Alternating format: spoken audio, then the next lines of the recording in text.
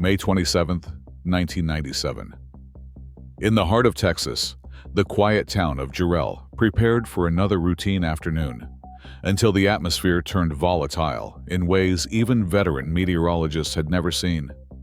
With sky-high instability and a storm system moving against all tradition, what looked like typical rural calm became the target of one of the most terrifying F5 tornadoes in history.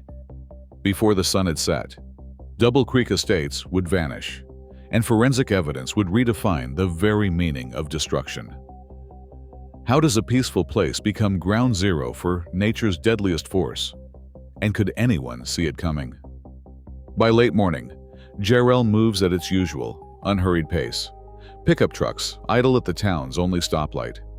At the feed store, a handful of regulars trade stories about the heat and the price of hay. School lets out early for summer break, sending kids scattering on bikes and four-wheelers along gravel lanes. The scent of cut grass hangs over fields where cattle graze behind wire fences. Double Creek Estates, a modest cluster of homes on the town's edge, stands quiet. Single-story houses built on concrete slabs, no basements, no reinforced safe rooms, just drywall and hope. Most families rely on closets or bathrooms for shelter, the same advice passed down for generations. With a population hovering around 450, everyone knows each other by name or by the color of their truck. Life here is measured in seasons and chores, not in sirens or warnings. The stillness feels ordinary, almost protective, as if nothing could disturb the routines that have shaped this place for decades. A silent contest brews above Jarrell as the day heats up. Meteorologists at the National Weather Service glance at their screens, then do a double take. Instead of the usual northeastward march, a single storm cell begins to regenerate repeatedly along the same boundary, each new updraft firing just southwest of the last. This rare process, known as backbuilding, is almost never seen with such intensity. The atmosphere is primed for disaster. Surface-based CAPE readings soar past 6,500 joules per kilogram, a figure so high it sits at the edge of meteorological textbooks. Warm, humid air pools near the ground, while a weak, nearly stationary cold front drapes across central Texas. The result is a boundary line where converging winds and moisture create a perfect breeding ground for explosive storm growth. On radar, the cell blooms, then blooms again, each pulse feeding off the last. No one expects a tornado to move southwest, but the storm is writing its own rules, leaving forecasters struggling to keep up as the ingredients for something extraordinary come together in the sky. At 1:21 p.m., the first tornado of the outbreak touches down in McLennan County. Just a slim, twisting rope, but enough to jolt the radio chatter of storm chasers scattered across the backroads. The Texas A and M convoy, led by graduate students with Doppler probes strapped to their pickup beds, pivots south. Their target has shifted.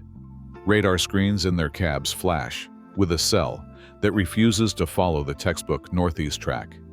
Instead, the storm is crawling southwest, drawing a line straight toward Jarrell. Chasers scramble to reposition, engines gunning over gravel and farm-to-market roads. Each mile brings new calculations. A storm that backbuilds, that grows stronger with every pulse, is a rare and dangerous adversary. Field teams relay coordinates and wind readings over open air, voices clipped and urgent. The data is messy, the atmosphere unstable, but the southwest motion is unmistakable. In real time, the science blurs with adrenaline. Every decision, where to stop, which road to trust, carries the weight of a storm rewriting the rules, and the growing realization that Jarrell is now in the crosshairs. At 3:35 p.m., the storm slows to a crawl on the outskirts of Jarrell. The air thickens, the sky bruises dark, and then the ground itself seems to shudder. A cone of dust erupts upward, swirling with such violence it blots out the horizon. From the churning base, multiple slender funnels twist and braid together, fusing into a single, monstrous vortex. Chasers stare through windshields, streaked with rain, cameras rolling as the tornado widens, feeding off the boiling updrafts. Instead of racing onward, the storm lingers, almost stationary, grinding against the earth. This is not a fleeting menace. It is a force settling in, growing broader and more violent with each passing minute. The tornado's forward speed drops below 10 miles per hour, locking its sights on Double Creek Estates. To the east, the last rays of sunlight flicker through a wall of debris. The storm's strange, multi-vortex core twists with raw, unbroken power, a warning that what comes next will defy anything the town has ever witnessed. At 3:39 p.m., the tornado parks itself over Double Creek Estates. In homes built on bare concrete, families huddle in closets, bathrooms, anywhere they hope will hold. The roar is deafening, like a freight train that never passes. Walls vanish in seconds, floors shudder, then lift. Where a hallway stood, only sky. Some run for a neighbor's cellar, clutching children and pets, but the wind is faster.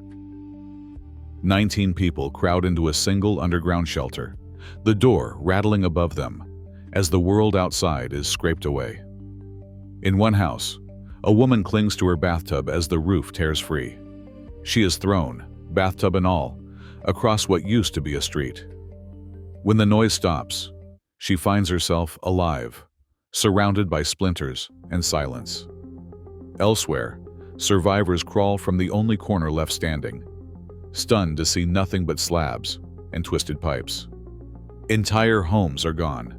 No walls, no roofs, not even a mailbox left behind.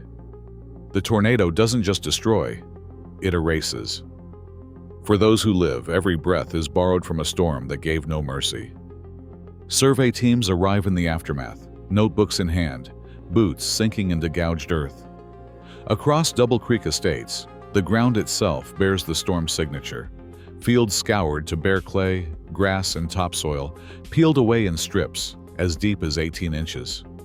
Pavement is missing from long stretches of road, torn up and scattered like paper. Engineers crouch at the edge of a concrete slab where a house once stood, noting that not even plumbing remains. They measure anchor bolts twisted from the foundation, but the wind here left little for analysis. Entire homes, cars and trees have vanished or been reduced to fragments. A forensic engineer explains that only the most violent tornadoes can rip asphalt from the ground and debark mature oaks, and that these clues, along with the complete sweep of every structure, are why the National Weather Service assigns the highest possible rating, F5. The numbers tell the story as clearly as the silence. Winds above 260 miles per hour, destruction so absolute that the land itself seems erased. Within the first hour, volunteer firefighters and sheriff's deputies push through debris-choked streets, their radios crackling with calls for help. Aid convoys from neighboring towns arrive by dusk, bringing bottled water, blankets, and portable generators. A makeshift triage center springs up in the parking lot of a battered church, where nurses and emergency medical technicians treat wounds and search for missing relatives. Local ranchers use tractors to clear roads for ambulances, while church groups set up tables with sandwiches and coffee for survivors and exhausted crews. Every hand is needed. In a place with no disaster plan, rescue depends on neighbors, strangers, and the speed of outside help. In the weeks after the storm, grief settles over Jarrell like a second sky. Survivors wake to silence where neighborhoods once bustled, haunted by memories of the roar and the sudden, impossible calm that followed. Children have trouble sleeping. Parents flinch at the sound of distant thunder. Some carry a heavy guilt. Why did one house stand while another vanished? The Red Cross brings in counselors, and church halls fill with quiet conversations and candlelit vigils. For many, the hardest wounds are invisible. Nightmares, anxiety, and a fear of every dark cloud linger long after the debris is cleared. Healing will take years, if it ever comes at all. After Jarrell, meteorologists across the country re-examined how warnings are issued for slow, unusual storms. Doppler radar networks saw upgrades, and the Storm Prediction Center revised protocols, aiming to catch rare threats that once slipped through. On May 27, 1997, the Jarrell F5 tornado claimed 27 lives and erased the Double Creek Estates subdivision, making it one of the deadliest and most destructive tornadoes ever recorded in Texas. Forensic surveys documented entire homes swept from their foundations, asphalt stripped from roads, and ground scoured to a depth rarely seen. Clear evidence that led to its F5 rating. Despite extensive analysis of the storm's unique back-building behavior and southwestward motion, meteorologists still cannot fully predict when and where such rare, stationary tornadoes will strike. The trauma experienced by survivors led to widespread counseling efforts, while the disaster directly accelerated radar upgrades and stricter warning protocols nationwide. Today, every severe weather alert in Central Texas carries lessons traced back to Jarrell. The full story of that day remains in official reports, survivor accounts, and improved forecasting practices, a permanent reminder of nature's extremes and the ongoing need for preparedness.